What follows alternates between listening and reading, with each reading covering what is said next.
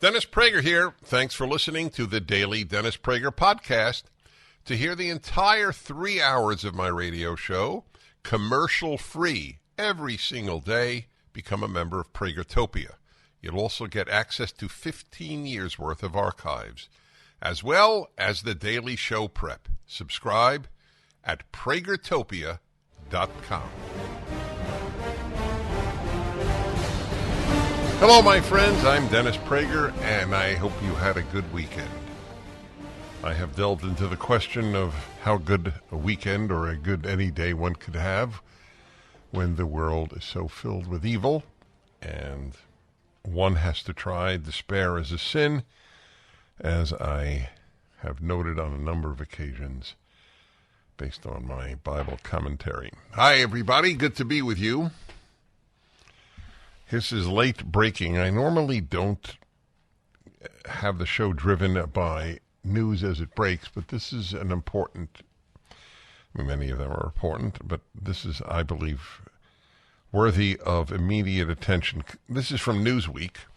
Conservative social media personality Steven Crowder teased the release of a manifesto allegedly written by an accused school shooter in Nashville, Tennessee, where 6 victims died earlier this year. Boy, I'll tell you, Newsweek is really this sentence is so gingerly phrased. Let's see. The manifesto is allegedly written by an accused shooter, not the shooter. And 6 victims died, not were murdered. All right. In a video posted Monday, that's today, to YouTube, Crowder said the manifesto was leaked and shared screenshots of portions of the document, which was believed to be written by Audrey Hale, 28, whom authorities identified as the shooter. They also said Hale, who died at the scene, once attended the school. By the way, that is interesting that they say allegedly. You say allegedly when somebody is about to stand trial. But if the person was shot at the scene, you don't say allegedly. What was Audrey Hale doing there? Checking out school curricula? No, it's a little too ginger. Anyway, I will be reading the manifesto here on the show. I wish that I wouldn't have to, Crowder said in the video. In a post to X, formerly Twitter, Crowder shared other images of the manifesto, including one part that said, "I hope I have a high death count." Newsweek has been unable to independently verify that the manifesto was written by Hale. A Metro Nashville Police Department spokesperson told Newsweek that the police are unable to confirm the manifesto, but said they are actively looking into the matter. Here's a question for Nashville police. Why didn't you release it immediately? Some authorities had it, and my suspicion is because the manifesto reveals, as was suspected, a left-winger, and it was a trans person. So the left sort of has the view, pas d'ennemis à gauche, there are no enemies on the left. And whereas if the manifesto were some racist anti-black screed, we would have known about it immediately. So 3 children and 3 adults at Nashville's Covenant School were murdered. She later died from gunshot wounds. Shortly after the shooting occurred, this is again from this Newsweek article, police said that they had recovered a manifesto believed to have been written by Hale. So why was it never released? The ongoing investigation into the March 27 murders of 6 persons inside the Covenant School continues to show, from all information currently available, that killer Audrey Hale acted totally alone. But that's not the question. Well, I'll report to you. There is a report somewhere, but since I haven't seen it, I won't report it yet, about what it revealed. And it seems to me that if the report is correct, it was a big anti-white kid screed. All right. So we live in an age of moral confusion, as I have warned all of my life.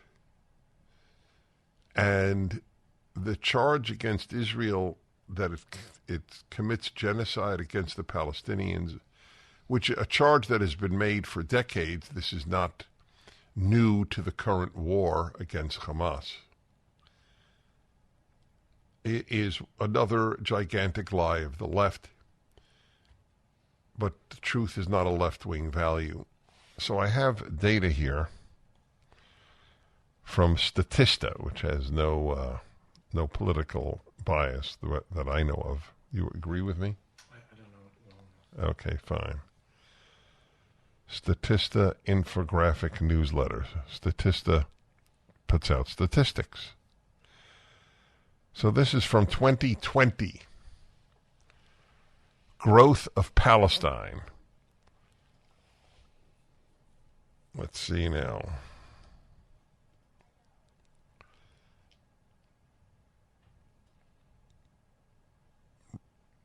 The need for peace continues to grow in urgency as Palestine's population is growing at a larger rate than Israel.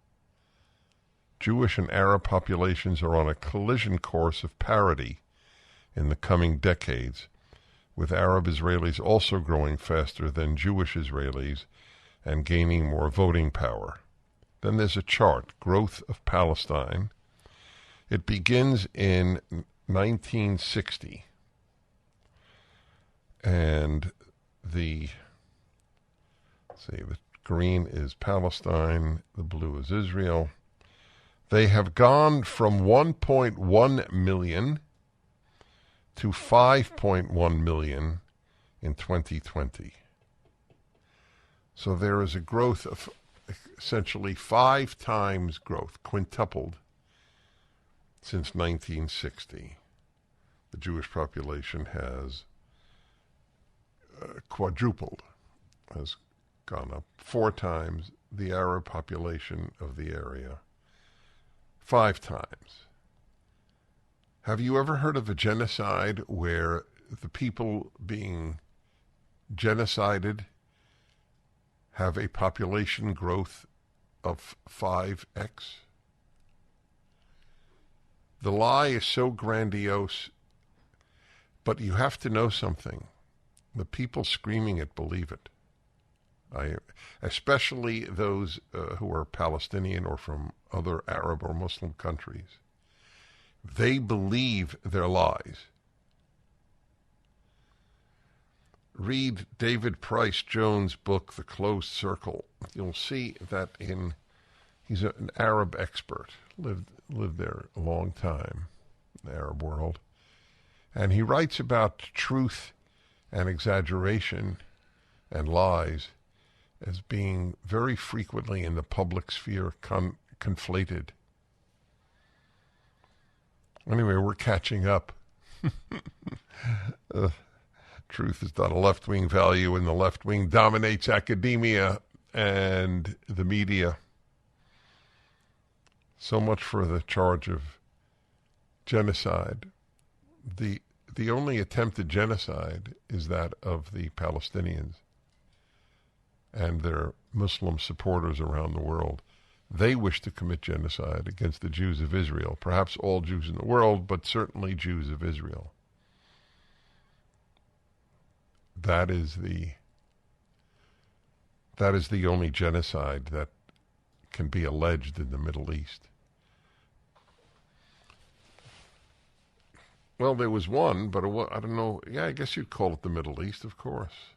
Do you remember the Yazidis? How they were wiped out by ISIS? I don't know if they were wiped out. Well, virtually, yeah. There was a real, let's put an ethnic cleansing. Let's put it that way. Yeah. Genocide. From the river to the sea, Palestine will be free is a call for genocide. It is a call for the eradication of the Jewish state. There are 22 Arab states, from the Atlantic to the Indian Ocean. but there's no room for a Jewish state the size of New Jersey.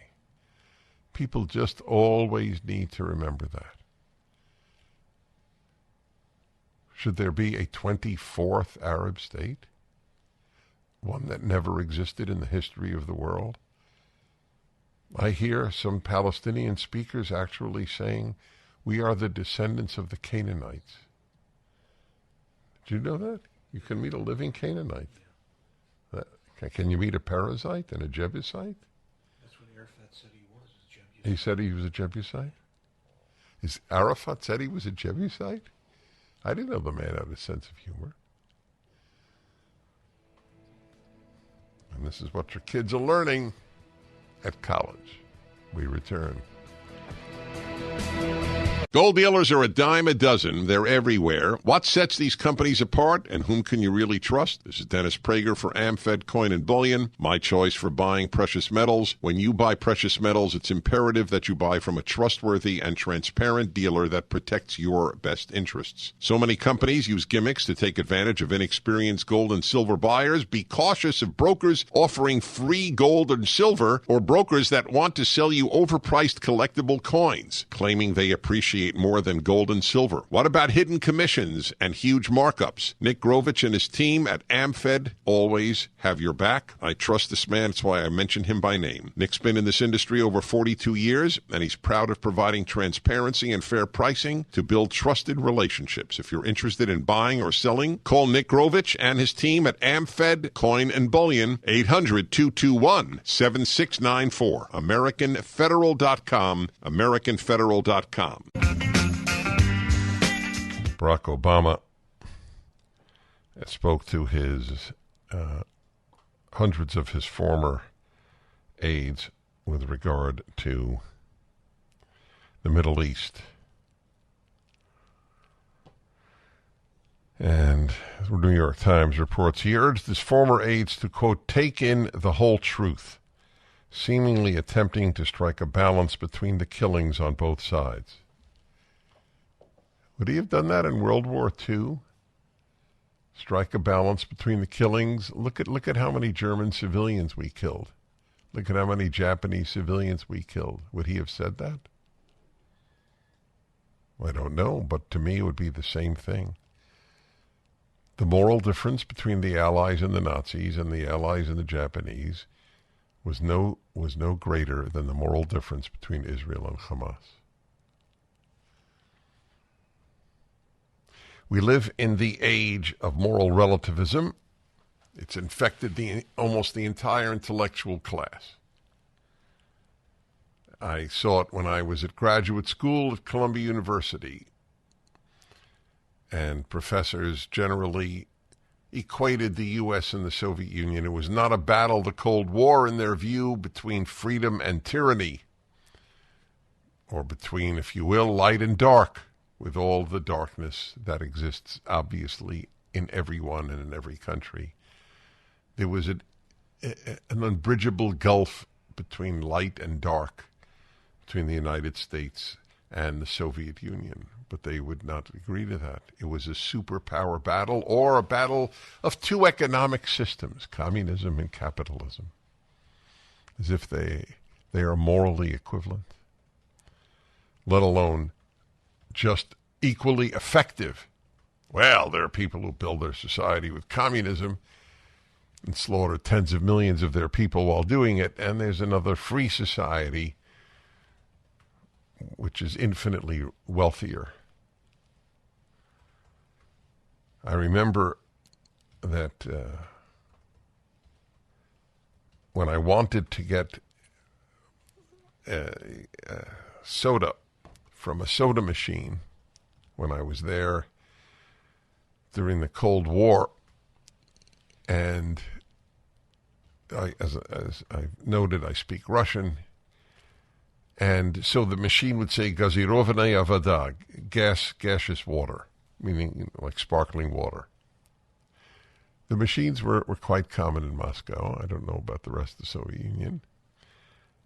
And there was a plastic cup, like you would have in a house, there. And everyone who got the sparkling water, use that cup. Isn't that fascinating? 1 cup? 1 cup. I drank from it. You know me. I mean, they reported internationally that if a fork drops in a restaurant, I will actually use it. I am not, shall we say, a hypochondriac. But it struck me as an example, they didn't have the money to have a paper cup used every time and thrown away. Incidentally, I'll tell you what else moved me. I will acknowledge this, because truth is the number one obligation. Nobody stole the cup. I found that fascinating. Here's this former aide to take in the whole truth, unquote. This is Barack Obama this weekend, seemingly attempting to strike a balance between the killings on both sides. What Hamas did was horrific, and there's no justification for it, Mr. Obama said. And what is also true is that the occupation and what's happening to Palestinians is unbearable. Really, what is happening to Palestinians that is unbearable? I'm not talking about the current war in Gaza, which they brought upon themselves just like the Germans did and the Japanese did. Unbearable? Really? Has he or anybody he talked to gone to visit the West Bank? Is life on the West Bank unbearable? Didn't strike me as that way. I've been there a number of times. All I remember was a lot of cranes building new buildings. And they're obviously having a lot of kids. Generally, having a lot of kids in an unbearable situation tend not to go hand in hand.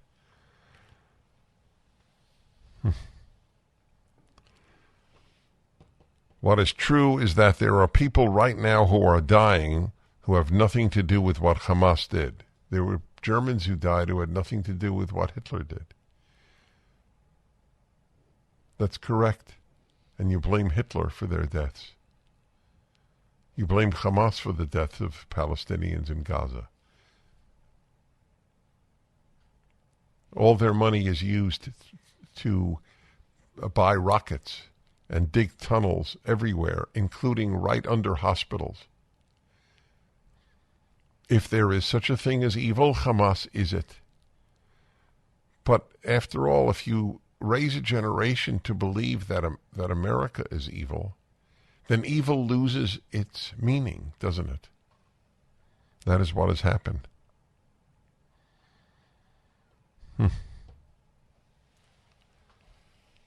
Okay.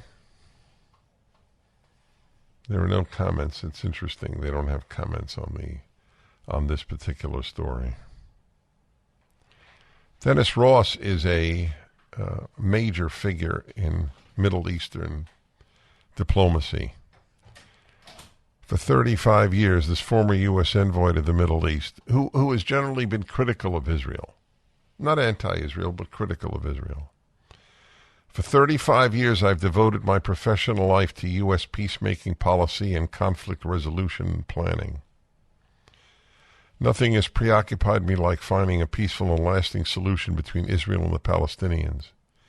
In the past, I might have favored a ceasefire with Hamas during a conflict with Israel, but today it is clear to me, this is in the New York Times, that peace is not going to be possible now or in the future, as long as Hamas remains intact and in control of Gaza. Back in a moment. You want a killer Black Friday deal? How about a free Moto G 5G phone from Pure Talk? No gimmicks, no trade-in necessary. Just sign up for Pure Talk's unlimited talk, unlimited text, and 15-gig data plan for just $35 a month. And get the Moto G 5G phone for free. But you need to move fast. These phones may be gone by the end of the month. If your current phone is on life support, upgrade for free with Pure Talk. Enjoy 2-day battery life, a quad pixel camera, and a whole lot more. Just dial pound 250 and say the keywords Dennis Prager to speak with Pure Talk's U.S. customer service team. They make switching so easy, and it will make sure you get your new phone. Remember, Pure Talk gives you America's most dependable 5G network at half the price. Dial pound 250 and say the keyword Dennis Prager to claim your free Moto G 5G phone with qualifying plan from Pure Talk. Hi, everybody. Dennis Prager here. Whatever time it is right now for you, if you're listening in America, it is finally the actual time of day. We have left the make-believe daylight saving time. Why we have daylight saving time is a puzzle to me. People like daylight. I get it. Ask the people in Arizona who have never shifted to daylight saving time. Is it the quality of life? Has it deteriorated as a result of having one time all year? Most people think the changes twice a year are absurd, and they are. Whatever the reason, what was it, almost 100 years ago? When did they start daylight saving time? About 100 years ago? Yeah. What was the reason? Commercial so that people could shop later? No. What was the reason? About kids working on the farm. Kids working on the farm? Yeah, initially, but then it changed. Well, you would know. I mean, you grew up on a farm. Yeah. What was your specialty? Alfalfa? I don't remember. Avocados. I think it started with an A. Anyway, it's my annual anti-daylight saving time. Have the real time all year, like they do in Arizona. I think they don't change the clock in Hawaii, but is it because they stay on daylight saving time, or are they on on real time? Yeah. I look to him. I think of him as knowing the answers to everything. It's a very odd position for him to be in. Dennis Ross has been a peace seeker for 35 years and critical of Israel. He's been involved a lot not anti-Israel, critical. And he's been involved in Middle East negotiations for much of that time. And he writes in the New York Times, of all places, Israel has to defeat Hamas. So I'd like to read to you from the piece in the New York Times. After October 7th, there are many Israelis who believe that their survival as a state is at stake. I found that an odd sentence. He doesn't believe that? That may sound like an exaggeration, but to them it is not. If Hamas persists as a military force and is still running Gaza after this war is over, it will attack Israel again. Remember, there was a ceasefire on October 6th. The calls for ceasefire are made by the naive, and my contempt for naive adults has increased every year of my life. At first, I just thought it was a charming, flaw. Then I thought it was an uncharming flaw. Then I thought it was a bad flaw. And that's where I am now. It is a bad flaw. There's something wrong with you. You're a weakling if you're a naive adult. That's what you are. There's no excuse to be a naive adult. And anybody calling for a ceasefire is either for Israel's destruction, as every Palestinian demonstration is for Israel's destruction, or you're not for Israel's destruction and you are just naive. Because what you're saying is, let Hamas do what it wants. That's what a ceasefire means.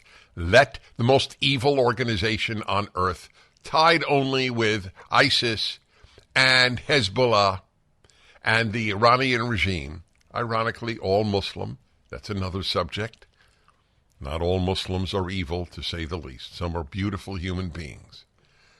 But much of the evil that is coming from religion is coming from the Islamic world. That's a fact. And therefore you can't teach it at school because they don't teach facts. Washington, Jefferson, and Madison, they're the problem. Not anything to do with contemporary Islamic world, the contemporary Islamic world. If Hamas persists as a military force and is still running Gaza after this war is over, it will attack Israel again. And whether or not Hezbollah opens a true second front from Lebanon, it too will attack Israel in the future. The aim of these groups, both of which are backed by Iran, is to make Israel unlivable and drive Israelis to leave. That's a ginger way of putting it's to exterminate Israel and the Jews in it. That's their aim. They don't hide it. So why does Dennis Ross tiptoe around it? But at least you now know he is trying as hard as possible to be even-handed, and even he says it is completely wrong to call for a ceasefire. Hamas must be destroyed. While Iran has denied involvement in the Hamas attack, Ali Khamenei, Iran's supreme leader, has long talked about Israel not surviving for another 25 years. Means exterminating Israel. And his strategy has been to use these militant proxies to achieve that goal. Given the strength of Israel's military, the aims of Iran and its collaborators seemed implausible until a few weeks ago. But the events of October 7th changed everything. As one commander in the Israeli military said, if we do not defeat Hamas, we cannot survive here. Israel is not alone in believing it must defeat Hamas. Over the past 2 weeks, when I talked to Arab officials throughout the region, whom I have long known, every single one told me that Hamas must be destroyed in Gaza. These are Arab leaders. They made clear that if Hamas is perceived as winning, it will validate the group's ideology of rejection, give leverage and momentum to Iran, and put their own governments on the defensive. But they only say this in private. Their public postures have been quite different. That's right. Nowhere was the instinct to cater to the mood of the street more vividly revealed than in the quick denunciations of Israel after Hamas claimed that Israel bombed Al-Ahle hospital in Gaza. Turns out that they didn't. As Israel's aerial bombardment of Gaza picks up its pace and civilian casualties rise, international calls for an immediate ceasefire are mounting. Some are calling for Israel to call off a ground invasion. But ending the war now would mean Hamas would win. Right? Hello, naive. There are two types calling for a ceasefire. The naive and those who wish Israel to be exterminated. But ending the war now would mean Hamas would win. At present, its military infrastructure still exists, its leadership remains largely intact, and its political control of Gaza is unchallenged. An Israeli ground campaign would come at an extremely high cost. If it proceeds, invading Israeli soldiers will surely lose their lives, and there will be even more Palestinian casualties. A tragedy Hamas has ensured by embedding itself in its military capability in communities, using hospitals, mosques, and schools to store its ammunition. But defeating Hamas cannot be done only with strategic strikes from the air, any more than we were able to root out ISIS in Mosul, Iraq, or Raqqa, Syria, from the air. In that fight, the United States had local partners who did the terrible and costly ground fighting in cities, while our forces largely devastated them from above. What would a defeat of Hamas mean? It would mean its military infrastructure, much of which is physically connected to civilian infrastructure, was largely destroyed and its leadership decimated, leaving the group without the capacity to block a reconstruction for demilitarization formula for Gaza as it did in the past.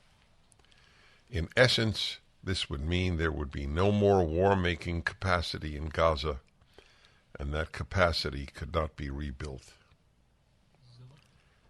That's the article. Well, there's a lot more, but that's the gist of it. By Dennis Ross, spent his life trying to make peace in the Middle East. Calls for ceasefire. Would they have called for a ceasefire in World War II, given how many German civilians were killed?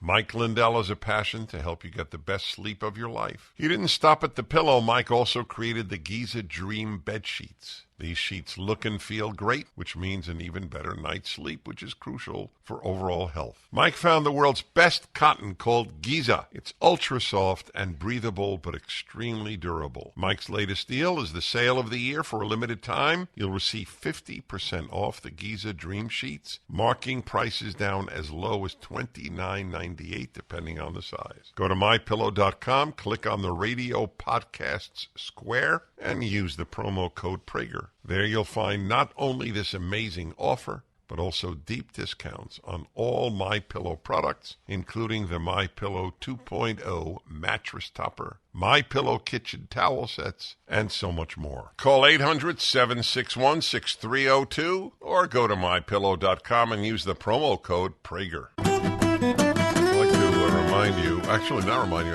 I haven't told you once. A very powerful 20-minute documentary. It's free. Everything PragerU does is free. PragerU made a documentary called Detrans. It's very, even non-emotional almost. It's just the stories of two young people who were encouraged to transition to the other sex, which is, of course, not possible. You can mutilate yourself. This pretty young woman who has a male voice, and she knows it, obviously, that she can't get back her voice. When she said, "I wish I could get my voice back," I almost cried. So see this documentary, Detrans. It cites at least another 4 young people who have also detransitioned, affirmed what they were born, what they are. The amount of hate from the hate-filled left is for that movie or documentary is because they hate truth. They cite studies that 99%, you hear this? 99% of people who have changed their sex, at least in their mind, are happy they did so. Is there one person listening to me who believes that lie? No. Drop the word lie. Just who believes that? You believe 99%? By the way, how about on something that is not even remotely as radical? Let's say any cosmetic surgery. You think 99% of people who had, let's say, breast augmentation of women who have had that, 99% are happy? I mean, 99% of people who had a facelift are happy with their facelift? 99%?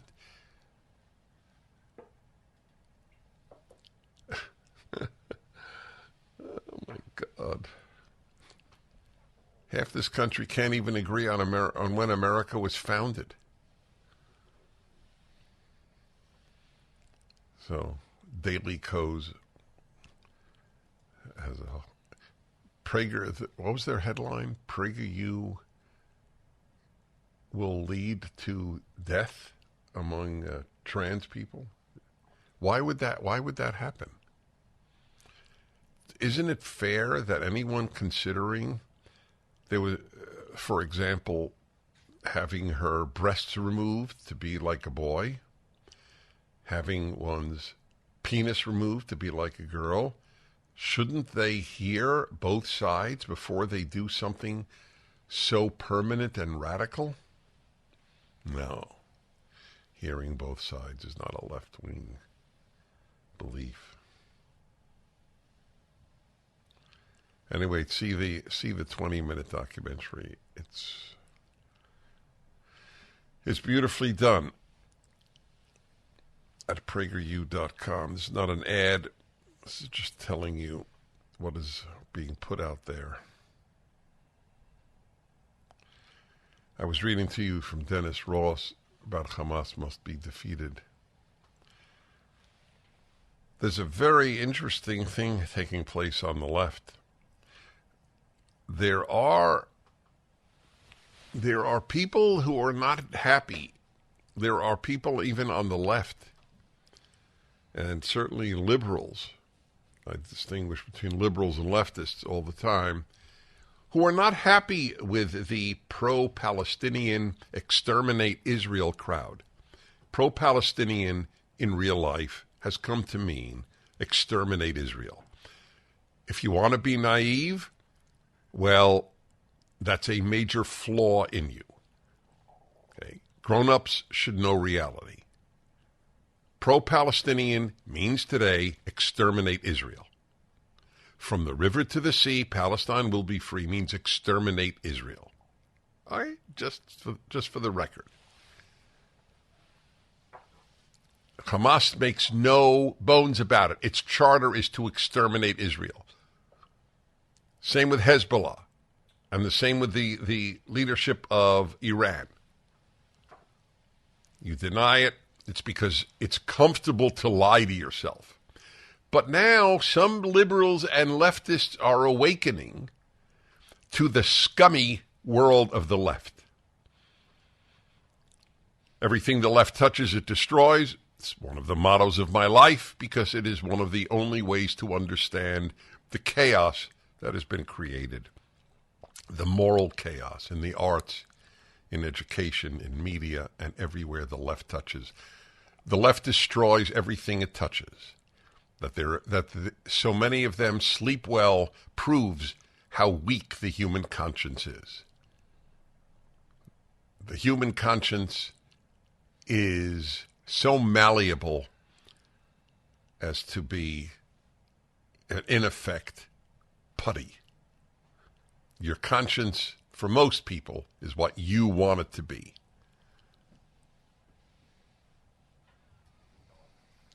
Leftists are at peace with their conscience as they destroy everything that is noble and good and beautiful and pure. And that includes this. However, there is now a rift. Some left-wing people, especially some left-wing Jews, are saying, we're so disappointed. This is amazing to me.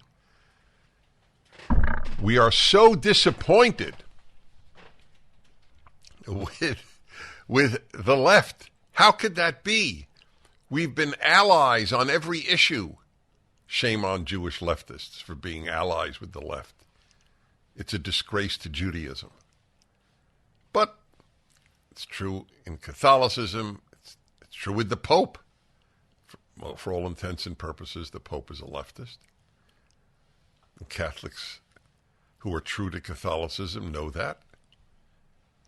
And what is the latest from the Anglican Church in England? That the Bible should be retranslated to have no gender identity for God.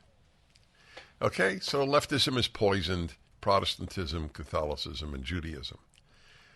But the left-wing Jews, and many of them not even religious at all, but some seem to be or think they are, and they're going, wow, how did that happen? How did my left-wing friends become pro-exterminating Israel.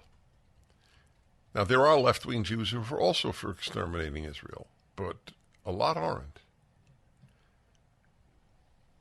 And then there are the liberals, who Jew and non-Jew, who are not happy with their leftists. I'm Dennis Prager,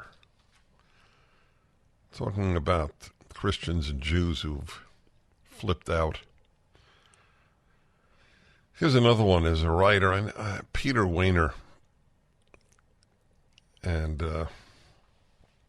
who is a committed Christian who was devoted, I would say, I never knew of him before, but he worked in the Reagan administration, so he considers himself conservative, which I don't know if that's true. I'm not saying it isn't. But his life has really been devoted to hatred of Donald Trump. And during the 4 years of the Trump administration, I never once used the term Trump Derangement Syndrome. And so there's no political end in mind when I now say I believe it exists. I don't understand it at all, this fixation on hatred of Donald Trump. He actually did a really good job as president. But the people who hate him, especially the erstwhile Republicans like Peter Wehner, they don't ask, what did he do? They ask the narcissistic question, do I like him? Whether you like a public figure or not is of interest to you and perhaps your spouse. No one else gives a damn whom you like in public life. What we should all be asking is it better or worse, that person's participation for America? That is why I wrote 30 years ago that I don't care if a politician committed adultery. It is none of my business. It is the business of God and his family. It's usually a he. I have one question as an American about any politician. Do you increase good in my country or increase bad? That is the only question worthy of serious people, which Peter Wehner is not. I don't think I have said this about him in all these years, but I finally had it. He has an op-ed about, listen to this man who considers himself a serious Christian. Okay, so let's see. All right, here we go.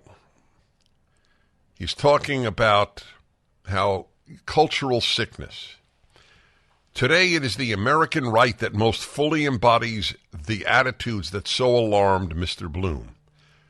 Writing about let's see, what was Bloom's for? Alan Bloom, the closing of the American mind.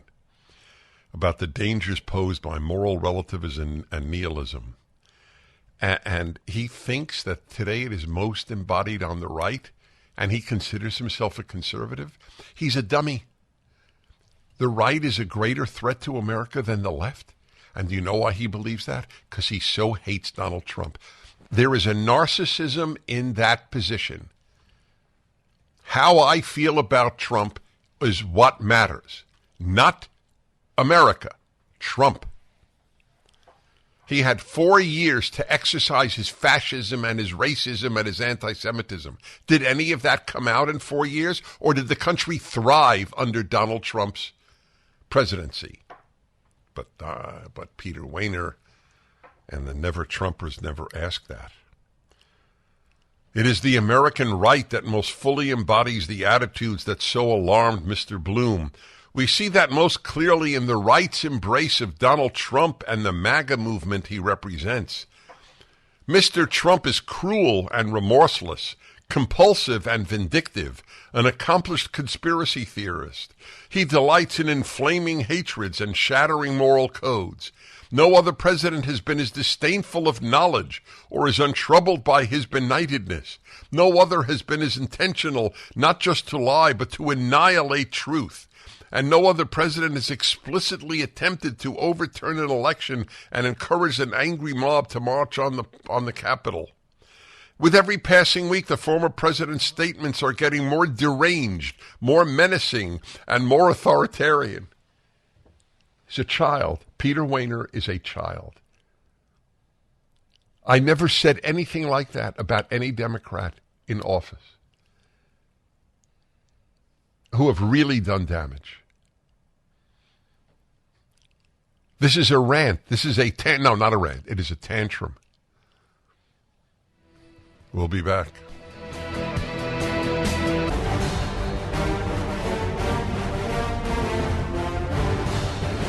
Hey everybody, Dennis Prager here, and it is Veterans Day this Saturday. I take the holidays that are meaningful seriously, and we do so on this show. Holidays are extremely important in any civilization. It says what they care about. By the way, tangentially, before I get to my guest, the remarkable man, tangentially, I was just thinking, when not even when I was a kid, I would say most of my life, it was common for stadiums to be named whatever Memorial Stadium, right? That was a most common name of a ballpark, baseball park, football stadium. And now they all have names of companies on them to make more money for the team and the players. So when I said that holidays represent a civilization, I was very serious. In Israel, on their Memorial Day, I was there once at that time by coincidence. At a given moment, maybe noon, sirens go off and all traffic stops. And every single person gets out of his or her car and just stands quietly for a minute. I have the chills as I recollect this. Imagine major highways all over the United States stopping for a minute, people getting out of their cars and honoring those who fell for the country. Holidays are very, very important. And obviously, I'm referring in this case to Veterans Day. So I have a veteran, very high-ranking veteran, I might add, Major General James Mukoyama, U.S. Army retired, and he wrote a book. When did it come out, General? Actually, the official release is this week. Oh, cool. And there's a great picture of him serving in Vietnam as a young man. And the book is Faith, Family, and Flag. Is it up at DennisPrager.com? Well done. Faith, Family, and Flag. Listen to the subtitle. Memoirs of an Unlikely American Samurai Crusader. We'll find out why unlikely is appropriate. Jocko Willink, who does PragerU videos for us, wrote the foreword. He's terrific. It's one of the most popular videos, by the way. Major General James Mukoyama. So, General, thank you. You have a beautiful page here, largely about me, and I can't tell you how moved I am by that fact. You flew in from Chicago just to be here, is that right? That's correct. I was given the option of doing this over the internet, and I said, no way. If my wife and I get a chance to be with Dennis and Alan, we're there. Are you sure about Alan? Oh, absolutely. I'm a big PragerU guy, so I've seen him on the Book of the Month with Michael, and he did Tale of Two Cities, and he did The Intellectuals, and so right. And then of course I've seen you too, because you did the first one. Boy, you really know. No, we're very moved by that, Alan and I, just so you'll know. And thank you for coming. And Mrs. Mukoyama, thank you for coming as well. So if I would have spoken to you when you were 15 years old and said, you'll be a major general in the U.S. Army, would you have said, that sounds great, or what are you talking about? No, I would have said probably not a large chance. At that point, when I joined the Army, there had never been an Asian American admiral or general in our armed forces. I wasn't the first. I was like the third or fourth, but I was the first to command an Army division in the history of the Army. And where was that? That was the 70th Infantry Division training out of Livonia, Michigan.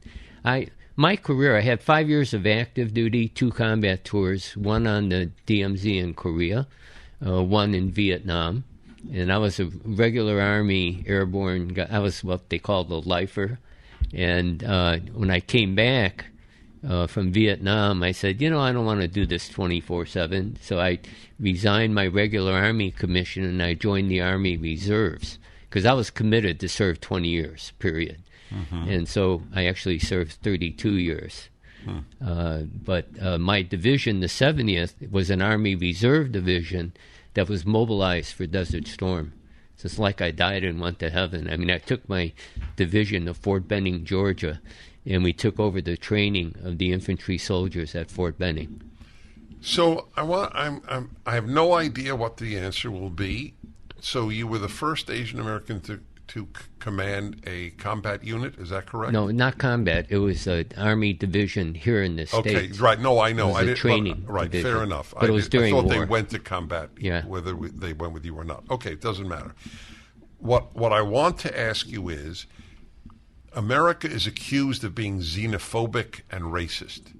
Did you experience that much in the Army? Because you're a first. No. As a matter of fact, through my Army career, I actually caught myself forgetting the race of our soldiers. It didn't make any difference to me whether they were white, black, and it didn't yellow. make any difference to them about you. Right. And everybody to me was olive green. And that was it. I love that. My dad, may he rest in peace, was an officer on a transport ship in World War II in the Pacific for 2.5 years, I believe.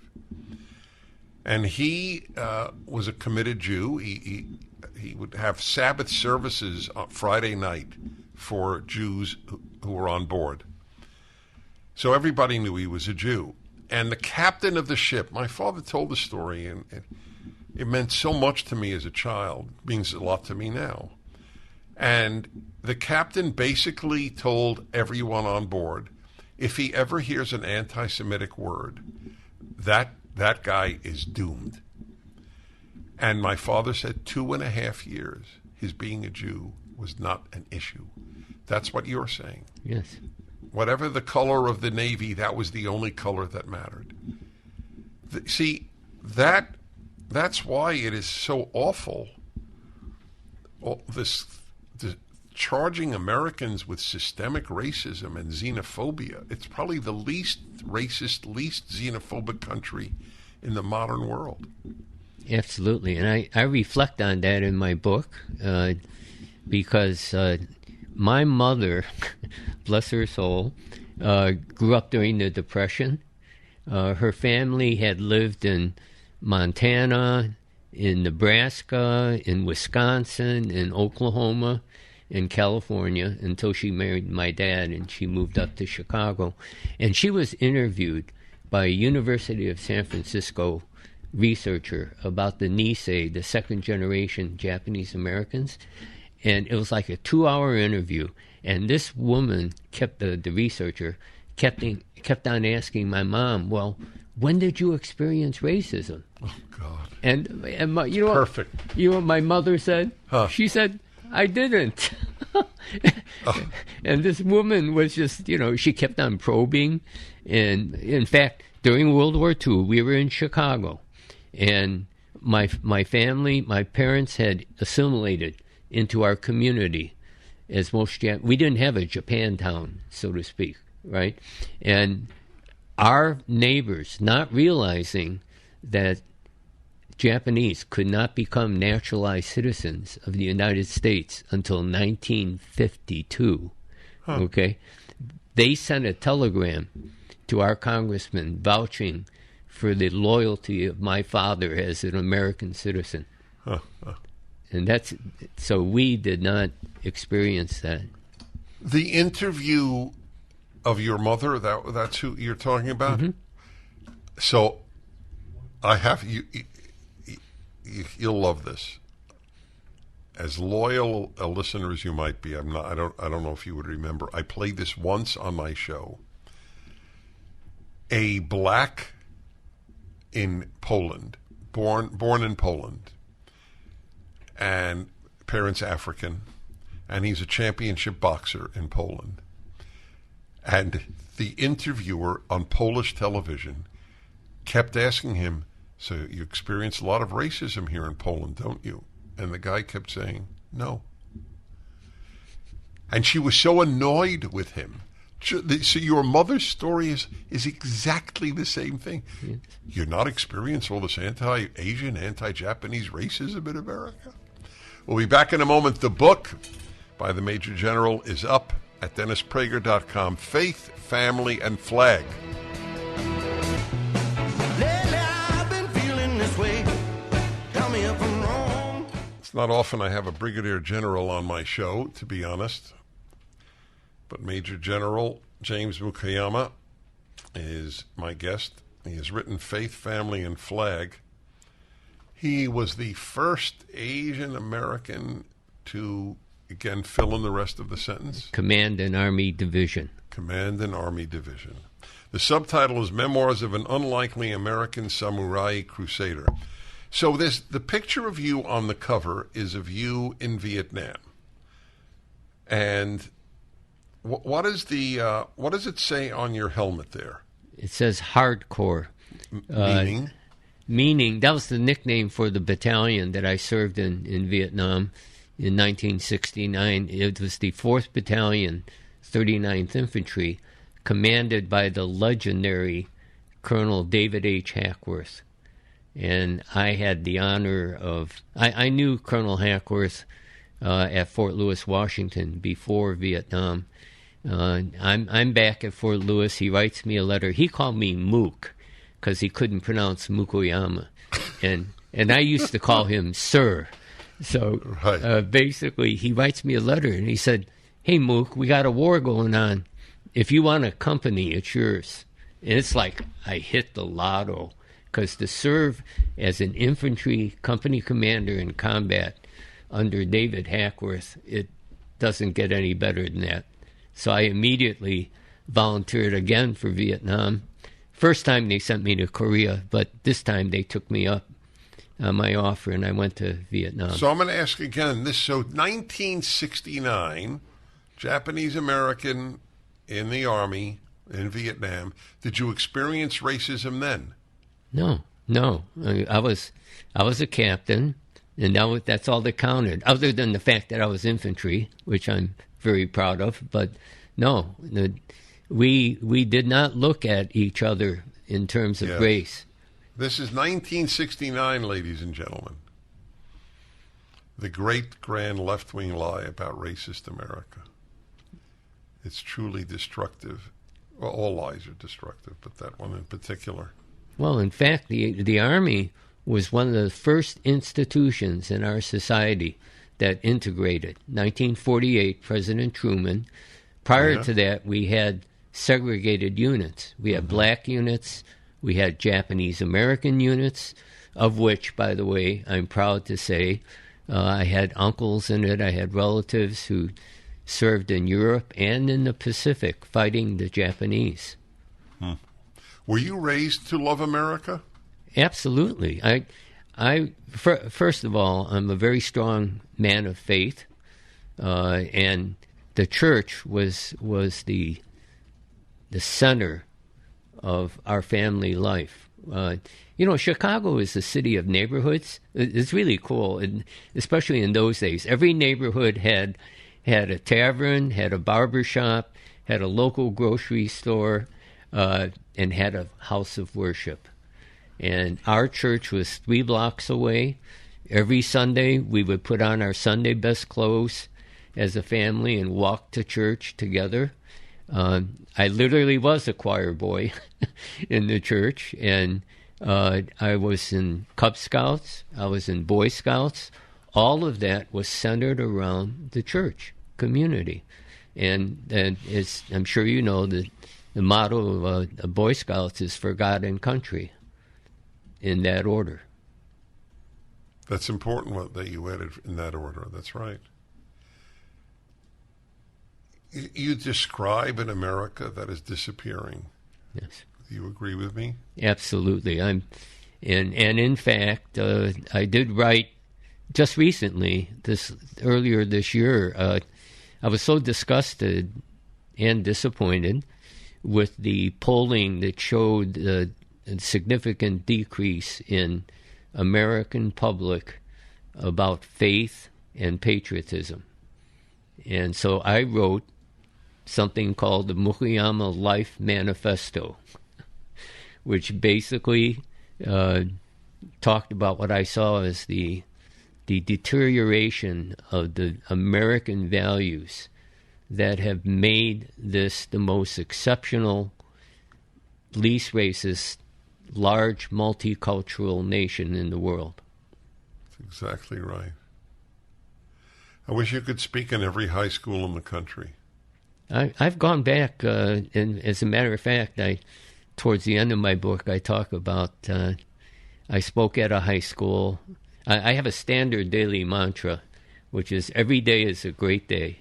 I have my faith, my family, and live in the finest country in the world. And so I gave this speech at a high school, and one of the students who heard me wrote me a letter, and actually a thank you letter for speaking. And that young man said that I've adopted your mantra. And I said, this guy gets it. That's right. It's funny because I pull up near my house. There's a Starbucks, and I get a coffee most days. So the young guy goes, "So how's your day?" And I go, "Wonderful. All my days are wonderful." And whoever it is, sometimes a young woman, doesn't matter, obviously. Whoever it is, they really like the answer. It's funny, they say, "That's great. It's so good to hear." So I have a question I like to ask exceptional people like you. So has this always been your nature? You're obviously grateful, upbeat. Is that the nature God or nature gave you? Yes. Only because I've witnessed my father came to the United States at the age of 18, and he came here because of the opportunity and freedoms that were a Japanese man. Yeah, in fact, I want people to understand that. Yeah, in fact, when he was born in 1900, okay, and during grammar school, Japan, in one generation, went from a third world country to a world power that defeated not only China, but defeated Russia. All right, continue with the story in a moment. Sure. The book by the Major General Mukoyama is Faith, Family, and Flag, up at my website. Given that it is Memorial Day this week, Veterans Day, thank God, I was speaking to a ghost. It is Veterans Day this week. I have a great veteran, Major General James Mukoyama, the first Asian American to lead a. Give me the exact title again. Division. Say it again. Army Division. An Army Division. Now I should be able to remember that. Yep, that's a big deal. And his life has been gratitude for being an American. His parents were born in Japan. Well, no, your father was, and your mother's parents were. Right. Yeah, your mother was born in Madison, Wisconsin? Yes, she was. Right.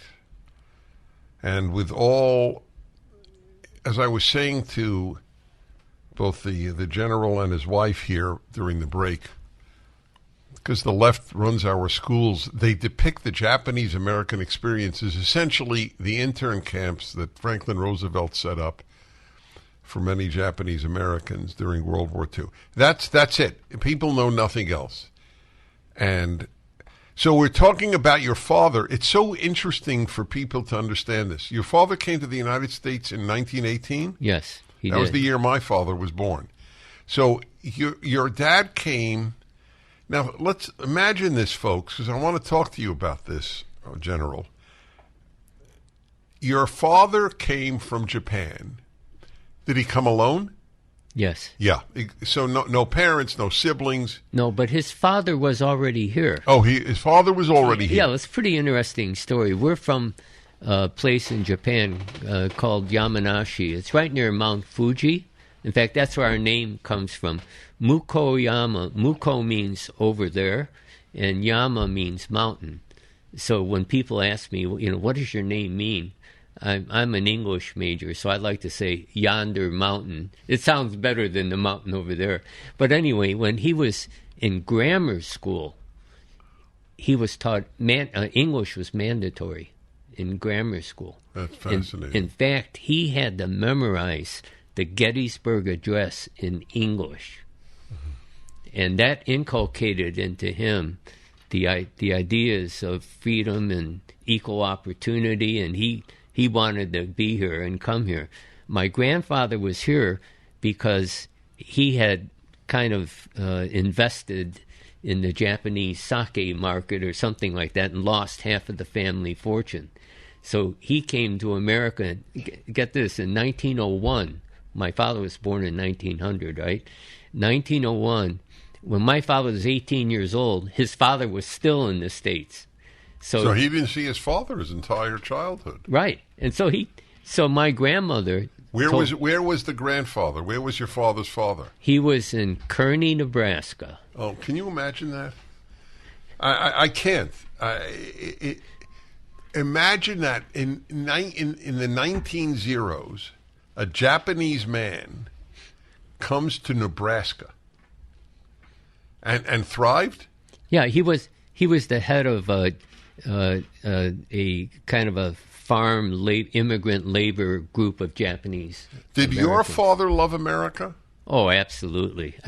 He taught my brother and I the core values of the Japanese culture, which I talk about in the book, of honor, dignity, perseverance, respect for elderly, respect for our teachers, education. But he always emphasized to us, you are Americans. You were born here. This is your country. You are blessed to be here, and you should be proud of it. He had always told us, never disgrace the Japanese race or the Mukoyama name. But more importantly, never disgrace America, because you're Americans. I'm telling you, it's so important for people to hear this.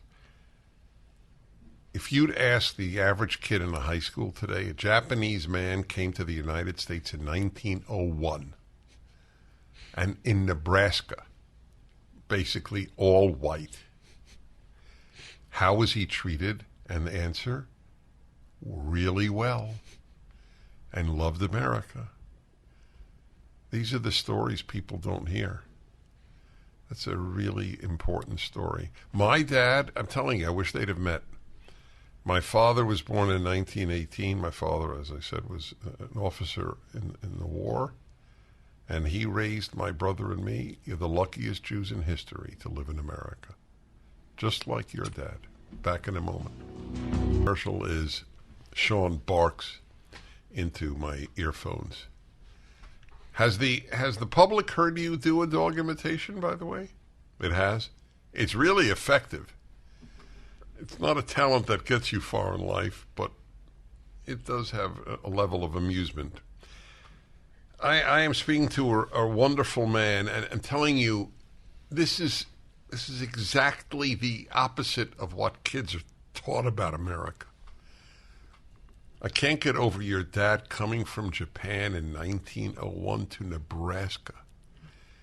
If he was not the only Japanese person in his town, then I have a very wrong picture of Nebraska in 1901. That was my grandfather. Yeah, I'm sorry, your Yeah. grandfather. Yeah, that's right. Oh my God! Do I wish I so wish I could go on a time machine and just watch him there. He must have been a remarkable man, your grandfather.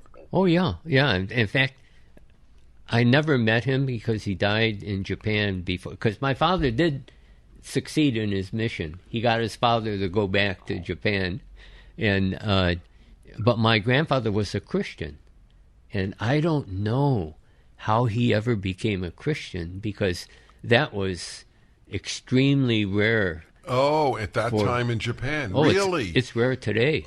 Not only. Oh, really? then. Oh, yeah. yes. Oh, so Koreans are very Oh, yeah. Christian. No. Koreans are, they have the largest church in the world, I believe, in Seoul. And they send out more missionaries than we do. That's right. Which is a commentary on both countries, unfortunately. I mean, at least unfortunately, vis-a-vis America. God. So, let me ask you. To the army. I'm sorry? How did he even get into the army? How did that? How did he get into the Army? How did you get into the Army? I was, well, part of the book is the samurai tradition. In Japan, in the Japanese culture, it used to be that the warrior was at the top of the culture. Unlike China, where the scholar was at the top. So the samurai tradition in Japan was, handed down from generation to generation because they were in charge. The samurai were the only ones, by the way, who could carry weapons, the swords. Common citizens could not, which, by the way, is something to reflect on the Second Amendment, because they controlled the populace. There used to be a phrase in Japan, in Japanese, which was to cut down and walk away. The samurai could be judge, jury, and executioner on the spot. If they saw somebody doing something wrong, they take out their sword, they could kill them and walk away. And so that's why it was important to have what was called Bushido. Bushido was the way of the warrior. It was like the chivalric Wasn't that code. you can't surrender? What? Was No. that- Bushido, Bushi means warrior. Do is the way. So which was the doctrine of you can't surrender? It wasn't part of Bushido? Yeah. No, it was. It was, Oh, okay. actually. Yeah, that's Right. why the Japanese were so fanatic. Yes. Because the emperor was considered a divinity, so a deity. So basically, the most honorable way you could die was to die for the emperor and for the country. And the other thing is you didn't want to disgrace yourself by... Shame. It's a shame culture. Yes. So, again, how did you get into the Army? You had a Well- samurai tradition, and so you volunteered, you enlisted? Oh, yes. Or- No, I was big into the warrior culture. Right. But I also, it might sound like it's dichotomous, but I was very religious, and I wanted to become a minister. So I had this dilemma of, would it be the cross or the rifle, so to speak. But I had a solution. I'd become a chaplain in the Army, so I could do both. And is that what you became? No, because what happened was, God plans all this, right? And I'm Protestant, and my denomination went so far to the left theologically, Right. that I couldn't And buy politically. I couldn't buy into it. So basically, I was in a dilemma because in the military, in order to become a chaplain, you have to be sponsored by your denomination. So when I was praying to God at that time, I said, What was your denomination? Methodist. No. but at that time I'm sorry, it was Congregationalist, but the Congregationalist church merged with the Evangelical and Reformed Church to become the United Church of Christ, which is one of the very most, left wing. Yeah. So that's why. And it was left wing then. Yes. And so who sponsored you? Oh, well, nobody. That's nobody. why you became a regular soldier. Exactly. When I was praying at the time. Yeah, it does sound like God meant that, because you would not have become a brigadier general as a chaplain. Yeah, a major general. But what happened was... I'm sorry, major general, yes. Yeah, but what happened was, fast forward, Dennis, 50 years, 60 years, what am I doing? I'm ministering to veterans and their families. How ironic. You're a special man. This is a special and a special day this coming week of Veterans Day.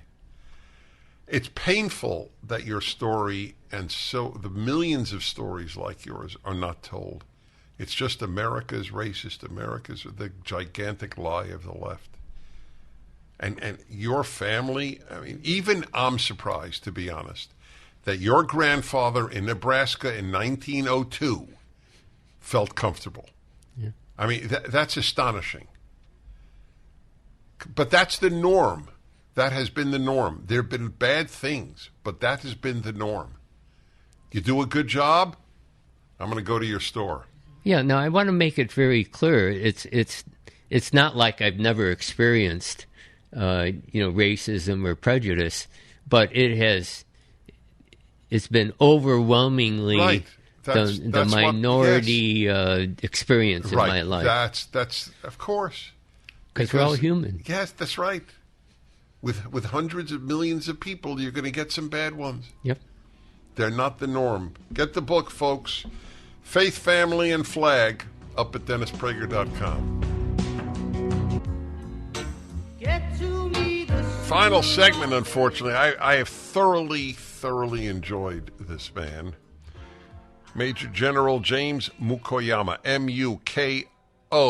Mukoyama. Mook to his superior. I somehow find Mukoyama not that hard to say, to be honest. And his book is Faith, Family, and Flag, Memoirs of an Unlikely American Samurai Crusader. As indeed that is the case. So I reflect. I always look at the big picture. That my mind always goes to that, General. And I'm sitting here thinking. So here is an American Jew speaking to a Japanese American, Christian, I might add. So, and as you said, we're twins, just from different mothers. That's the beauty of America. The utter comfort that you and I have with one another is just complete. Because with all the individual bad people, which every society will inevitably have till the end of days, in America, by and large, the beauty is people didn't care. That was your message. In the Army, in the late 60s, here you are, a Japanese American, and the only color they cared about was green, the Army color. And that has been the experience of the vast majority of people. I wrote a piece about, I was the only Jew in the Simi Valley Rotary Club when I was very young in the 1970s. Nobody cared. And they all knew I was a Jew because I headed a Jewish institution. That's how I was in the Rotary Club. That's America.